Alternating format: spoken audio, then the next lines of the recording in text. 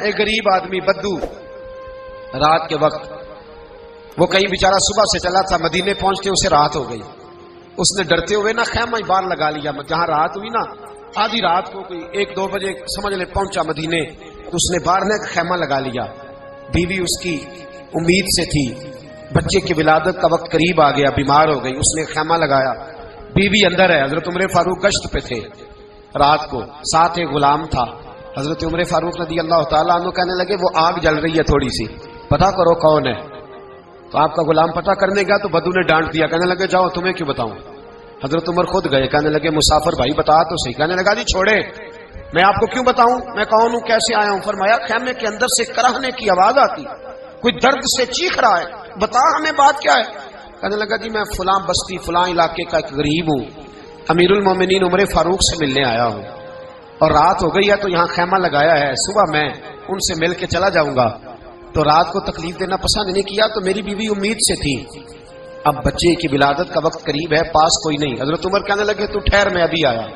چہرے پہ نقاب، اسے بتایا نہیں میں ہی امیر المومنین. عمر دوڑے گئے اپنی زوجہ سے، کہنے لگے اگر تجھے بہت بڑا اجر مل رہا ہو تو حاصل کرے گی.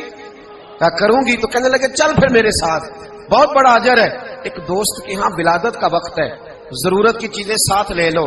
اس عورت نے تھوڑے دانے لے لیے، گھی لے لیا. حضرت عمر سے کہنے لگی لکڑیاں اکٹھی کر لیں. امیر المومنین کونسلر کی بات نہیں بتا رہا آپ کو، میں آپ کو MP A کی بات نہیں بتا رہا، MLA کی بات نہیں بتا رہا، جو 10 گاؤں کو ملا کے چیئرمین بنا اس کی بات نہیں بتا رہا. اس کی بات بتا رہا ہوں جو 22 لاکھ مربع میل کا حکمران ہے. اس کی بات بتا رہا ہوں جو گلی سے گزرے تو شیطان رستہ ہی بدل جاتا ہے. اس کی بات بتا رہا ہوں جس کے بارے میں میرے مصطفیٰ کریم صلی اللہ تعالیٰ علیہ وآلہ وسلم نے فرمایا میرا عمر تو وہ ہے کہ 950 سال حضرت جبریل بھی اس کی شان بیان کریں تو عظمت ختم نہیں ہوتی. اتنا بڑا شخص. حضرت عمر نے لکڑیاں اکٹھی کی، اینٹوں کا روڑے لے کے چولہا بنایا، پہنچ گئے.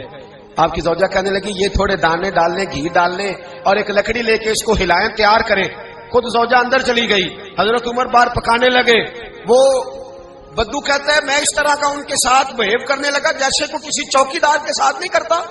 میں نے سمجھا جی عمر نے چوکی دار رکھے آنے جانے والے مہمانوں کا.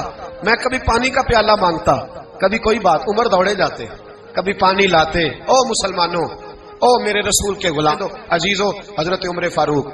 وہ غلام کہتا ہے میں عمر سے کہتا، میں کہتا غلام پانی لا تو عمر دوڑ کے پانی لاتے. میں کہتا تجھے گھی پکانا بھی آتا ہے، پہلے بھی کبھی پکایا ہے؟ تو عمر فرماتے کوشش تو کر رہا ہوں. میں کہتا پہلے بھی کبھی تیری بیوی نے یہ کام کیا ہے؟ تو حضرت عمر کہنے لگے مجھے یاد نہیں، پوچھ کے بتاؤں گا. کہتے ہیں کیا رنگ تھا، کیا انداز تھا، کیا مصطفیٰ کی تربیت تھی، کیا انداز حضور نے سکھائے غلاموں کو. یہ کس طرح کا امیر ہے کہ یہ ہنڈیاں پکا رہا ہے، پھونکے مار رہا ہے ایک غریب کے لیے، دیہاتی کے لیے جسے جانتے بھی نہیں. اندر اس شخص کی بیوی کے ہاں بیٹا پیدا ہوا تو حضرت عمر کی بیوی اندر سے بول کے کہنے لگی امیر المومنین مبارک ہو، آپ کے دوست کے ہاں بیٹا پیدا ہوا ہے. جب کہا نا امیر المومنین مبارک ہو تو وہ شخص کہتا ہے میرے ہاتھ کانپنے لگے اور میں اس طرح دوڑا کہ میری پگڑی گر گئی. میں دوڑا تو عمر نے بلایا، کہا کدھر جاتے ہو؟ کہنے لگا آپ امیر المومنین ہیں، آپ امیر المومنین، آپ عمر ہیں. کیسر و کسرا جس کے نام سے کانپے آپ وہ ہیں، جسے مصطفیٰ نے دعا مانگ کے اللہ سے مانگا وہ والے عمر ہیں آپ، جس کے لیے علی المرتضیٰ فرماتے ہیں میں روز دعا کرتا ہوں وہ والے عمر ہیں، جس کے بارے میں ابوبکر صدیق نے فرمایا تھا کہ میں اللہ سے کہوں گا مولا جو تیرے محبوب کی امت کے حق میں سب سے بہتر تھا میں اسے خلیفہ بنا کے وہ والے عمر ہیں.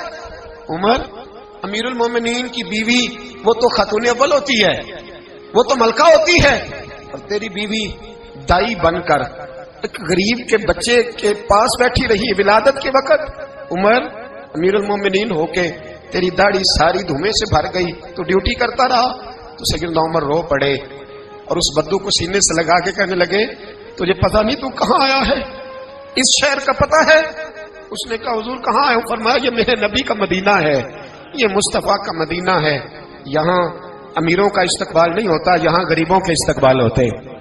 یہاں حضور نے اس اسٹیٹ پہ میرے رسول پاک نے وہ والا رنگ دیا ہے کہ اب غریب سر اٹھا کے جینے لگے ہیں، اب مزدوروں کو عزتیں ملنے لگی ہیں، اب یتیموں نے سر اٹھا لیا ہے کہ ہمارا کوئی سننے والا آ گیا ہے.